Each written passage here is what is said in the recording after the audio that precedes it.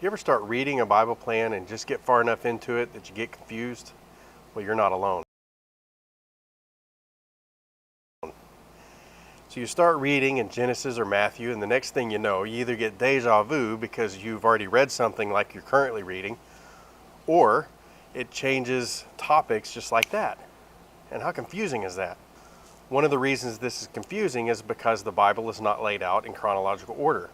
The Bible is actually a collection of books that was recorded by several writers, written over many years. And so you find that Moses wrote Genesis, Solomon wrote Proverbs, Matthew wrote his account of the life of Christ, as well as Peter and Paul wrote letters to the churches. So of course we know that the entire Bible is divinely guided, but the writers did not write it all at one time. So there's many years of history with songs, laws, proverbs, prophecies written by people close to or in that time period.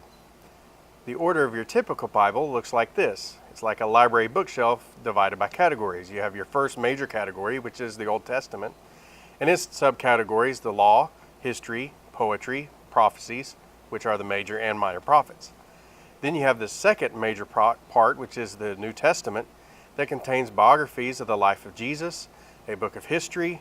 Then you have letters to the churches written by Paul, and then you have letters to the church written by others, and then finally the last book is prophecy. So sometimes you're reading a psalm like Psalm 51, and it belongs in the narrative with 2 Samuel chapter 12, and that's why it's sometimes confusing. Here's 3 things to help you understand while you're reading. Number 1, read your Bible plan knowing it's not in order.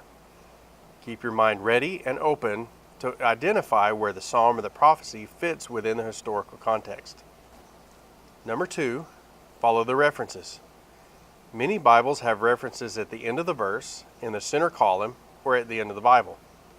Just keep in mind that these references are not necessarily intended to identify the order. And finally, I believe the best plan, and that's to read a chronological plan.